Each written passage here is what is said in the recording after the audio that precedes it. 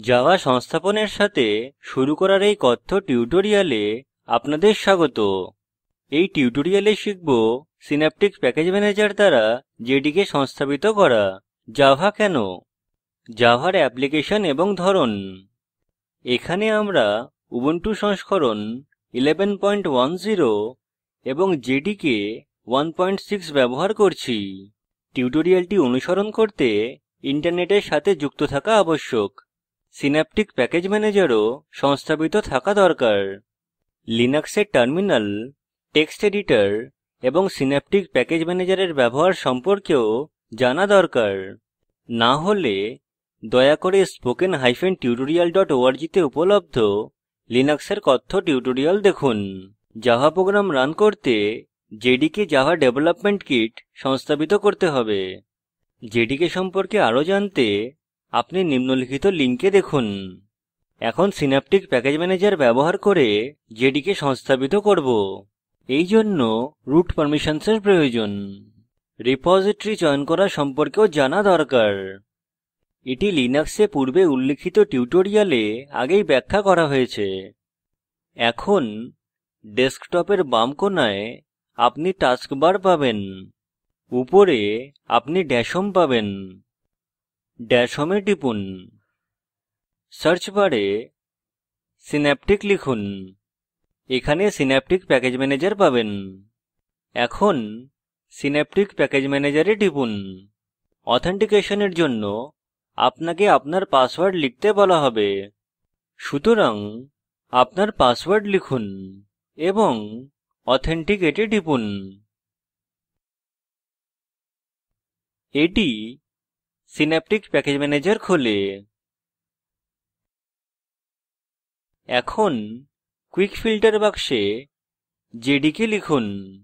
আমরা openjdk-6-jdk নামক একটি প্যাকেজ দেখি। এতে রাইট ক্লিক করে মার্ক ফর ইনস্টলেশন এ টিপুন। অ্যাপ্লাই এ টিপুন। আপনাকে চিহ্নিত পরিবর্তনের তালিকা নিশ্চিত করতে বলা হবে, তাই to be installed এ টিপুন এবং তারপর অ্যাপ্লাই এ টিপুন। সংস্থাপন কয়েক সেকেন্ড নেবে।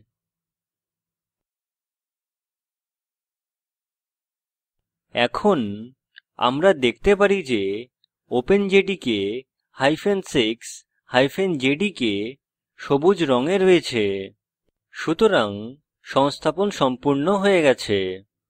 এখন সংস্থাপন যাচাই করি। এটি করতে Ctrl, Alt এবং T কী একসাথে টিপে টার্মিনাল উইন্ডো খুলুন।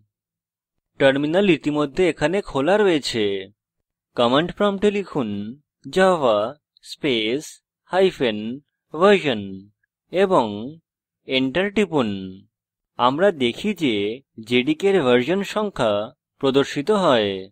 বিবরণের উপর নির্ভর করে আপনার ব্যবহৃত ভার্সন সংখ্যা ভিন্ন হতে পারে, সুতরাং আমরা সফলভাবে জেডিকে সংস্থাপিত করেছি।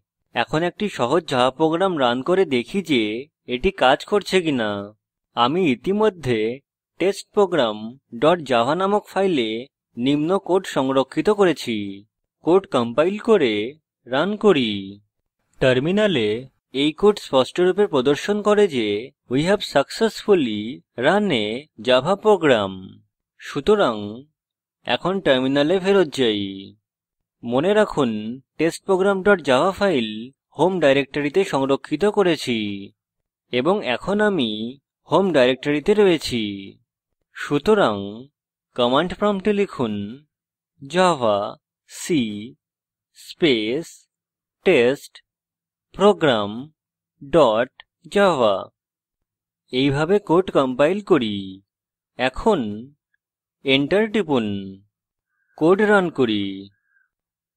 তাই লিখুন java space test program।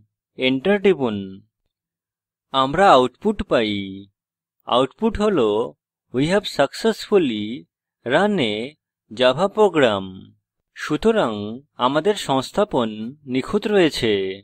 এখন স্লাইডে ফিরে যাই। এখন আমি ব্যাখ্যা করব জাভা কেন উপযোগী। জাভা খুব সহজ। জাভা অবজেক্ট ওরিয়েন্টেড এটি স্বাধীন প্ল্যাটফর্ম, এটি সুরক্ষিত, এর উচ্চ কার্যকারিতা রয়েছে। Java multi-threaded. এখন আমরা জাভার কিছু ধরন এবং অ্যাপ্লিকেশনস দেখব। জেএসপি বা জাভা সার্ভার পেজেস, এটি সাধারণ HTML ট্যাগসের সাথে কোড ভিত্তিক। জেএসপি প্রগতিশীল ওয়েব পেজ তৈরি করতে সাহায্য করে। জাভা অ্যাপলেটস, এটি ওয়েব অ্যাপ্লিকেশনকে মিথস্ক্রিয় বৈশিষ্ট্য প্রদান করতে সাহায্য করে। J2EE বা Java enterprise addition, company J2EE ব্যবহার করে। এটি XML কাঠামোগত ডকুমেন্ট স্থানান্তরিত করতে উপযোগী। জাভা বিনস, এটি একটি পুনঃব্যবহারযোগ্য সফটওয়্যার কম্পোনেন্ট। এর ব্যবহার নতুন এবং উন্নত অ্যাপ্লিকেশন নির্মাণ করতে করা যাবে। মোবাইল জাভা, এটি বিভিন্ন বিনোদন যন্ত্রের জন্য ব্যবহৃত হয়, যেমন মোবাইল ফোন।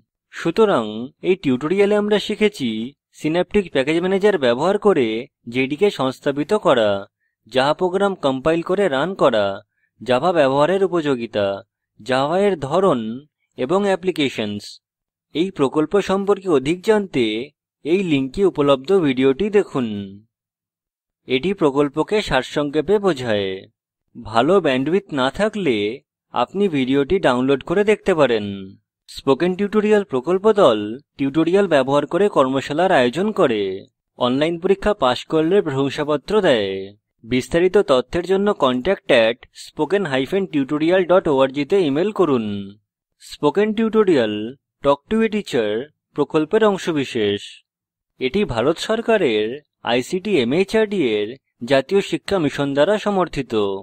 এই বিষয়ে বিস্তারিত তথ্য এই লিঙ্কে প্রাপ্তিসাধ্য। spoken-tutorial.org/nmeict-intro।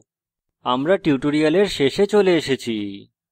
আমি কৌশিক দত্ত বিদায় নিচ্ছি। ধন্যবাদ।